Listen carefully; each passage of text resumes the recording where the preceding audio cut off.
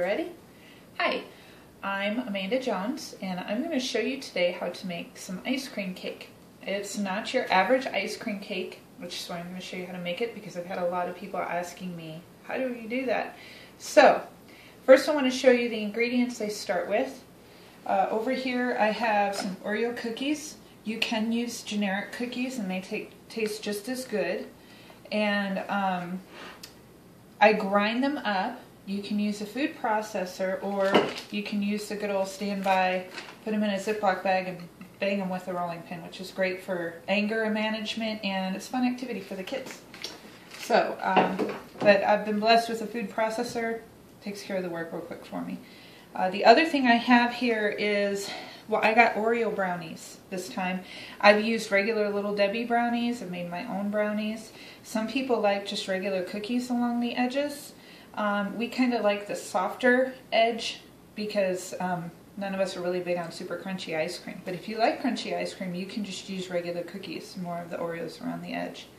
The other thing I have today is fudge brownie ice cream. Again, one of our favorites because the brownies inside give it almost a cake taste, but then you get that delicious ice cream with it too. I have Cool Whip, and you'll see how that's used in a minute, and hot fudge. Now I'll explain kind of adjustments on recipe as I go, because I don't want to confuse you, but these are the basic ingredients. Now I also have wax paper. You'll see why I have it. You can use your hands for this part. I use it because it just kind of helps contain my mess a little better. You always want a towel handy. I use a springform pan.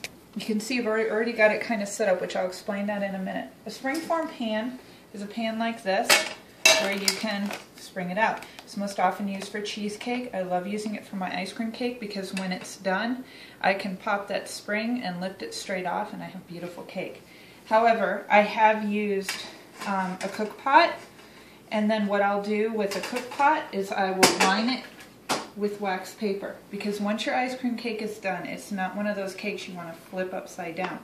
If you line it with the wax paper, then when it's done setting up in the freezer, you can just use the wax paper, lift it out, set it down. A lot easier. I'm using a large springform pan today. You can use a small. With the small, you would only want 1/2 gallon of ice cream. Because I'm using a large, I have 2. And you probably only need 1 Cool Whip. The rest you would probably still need about the same. Now what I started with was pretty much the whole package of Oreos. Again, for a smaller, you probably use about 20 Oreo cookies. But for my large one, I'll use almost all of these Oreo cookies. The other thing you want to start with is your soft. And like I said, I'm using the Oreo brownies today. So you want to get those out of their package. And then what I do is I line the pan with them. These happen to have this pretty little sprinkle on the outside, so I'm lining it up with that facing out. So when I pop my springform off later, you'll see that pretty outside. If you can come in and look here, you'll see how it's all lined around. I found it's easiest if you lay down your edge first. If you put your bottom in first, it just creates a lot of headache. Because if you watch this, this is what happens. This is awesome. You can just start putting your cookie crumbs in the bottom. It's like making a cookie crumb crust, only you don't use the melted butter with it like you would with a pie. I put enough in there that you don't see the bottom of the pan anymore. If I see any bottom, I kind of push it around. You can see I'm evening it out with my hand. And see a little bit of spot there. I did use the chocolate Oreo cookies because we're just super chocolate fans here, and it makes it that much better. But I have used the plain Oreos, and like I said, I have used generic, and those are just as good. Okay, that should be about good. So now I have a layer of cookie crumbs. Next, I'm going to come in with a layer of ice cream. Now here's the messy part, and here's why I have wax paper. You can see I pulled it out pretty long, and you'll see how I use it like that here in a minute. Now my ice cream has been sitting at room temperature for about 45 minutes. I will also sometimes do this as soon as I get home from the grocery store, because it's been sitting in your cart for a little while and it's softened up perfect. And one thing I didn't grab, and I'm going to grab real quick here. I didn't grab a rubber spatula. I may or may not need this, but I want it on hand in case I do. I will turn it upside down. I love the circular ones. You can use any shape ice cream. The circular ones are great, and you're going to see why in a minute. I do recommend a good brand of ice cream, not the generic. The generic tends to have a lot of air or water in it, so your final result of your ice cream cake is not quite as good. If you use a good brand of ice cream, you'll get more of a creamy texture, and it's just absolutely delicious. So just watch for those to go on sale. I got these on sale for about $2.50 a piece. See, it's not coming straight out. So what I'm going to do, I'm going to loosen up the edge. Get a little encouragement there. Now, you don't want this completely melted, but soft like this is good. There we go.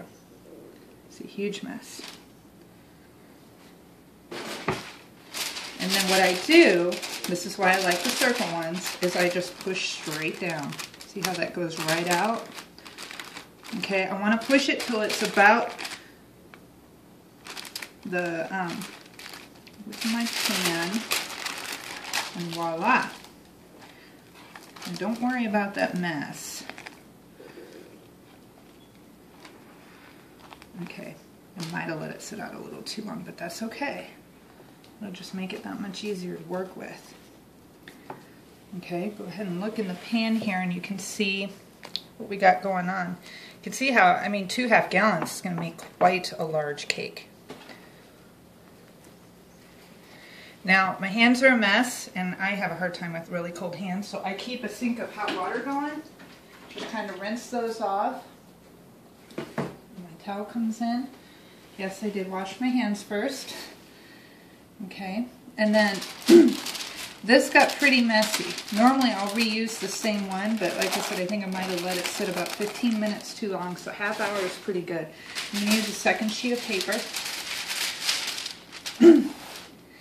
And get that ready. Actually, I'm going to need a couple more sheets. Because next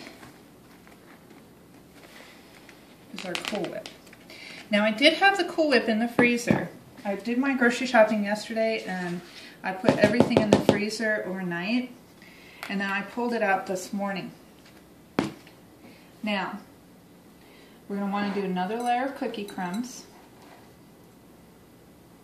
This one doesn't need to be quite as thick as the bottom one.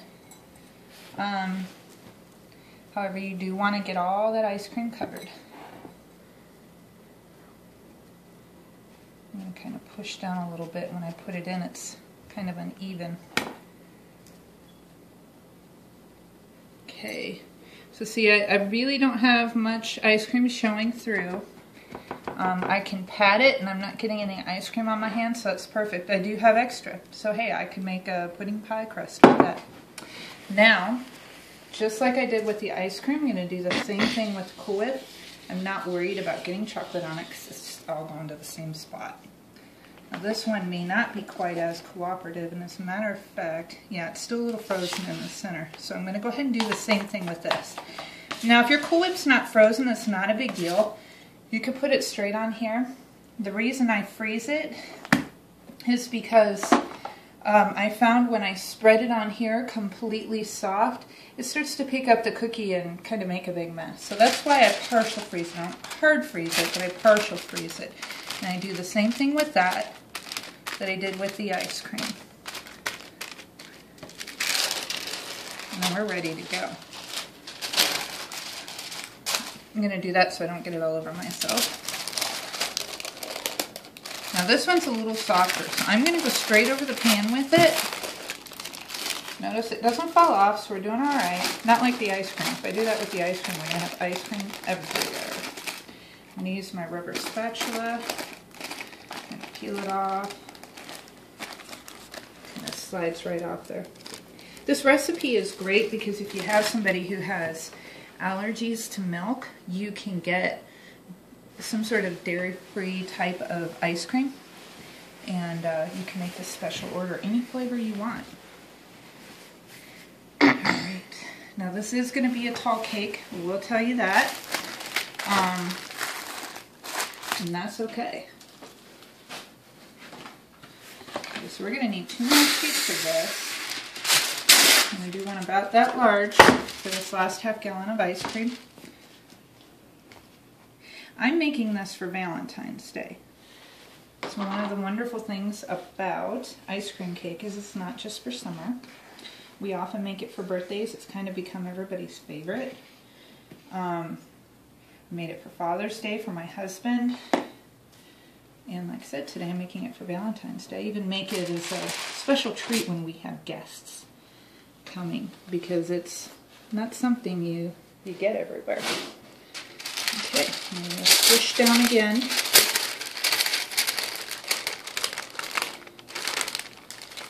Yes, I know I'm making a mess, and ice cream fanatics everywhere are going, what a waste of extra ice cream. I know that, but that's all right. All right. So, lift that up, place it on. See, we're already coming outside our pan, but that's totally okay. I've never had a problem with this spilling over in the freezer, so we should be good. Get that cold ice cream off my hands. Now I'm not doing another layer of cookie crumbs. We're done with cookie crumbs. Like I said, you can save if you have extra like I did. You can make a graham cracker type crumb crust using cookie crumbs and make yourself a pudding pie. And then our last piece. Almost done. Okay.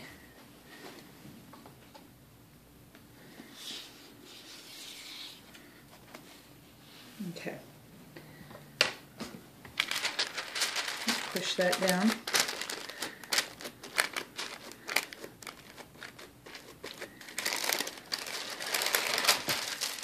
Place it on top.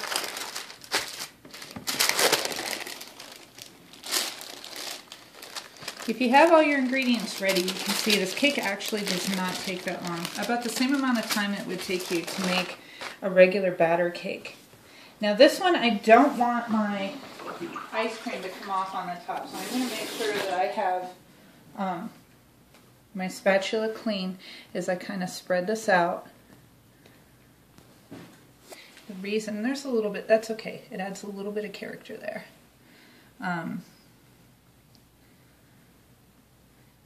There was a time they were making chocolate Cool Whip. That'd be an insanely death by chocolate type of cake. Now at this point I'm going to put this in the freezer. It's best to have this sit in the freezer for overnight, really is best. If you make this and you want to serve it in an hour, you're going to have a really runny cake.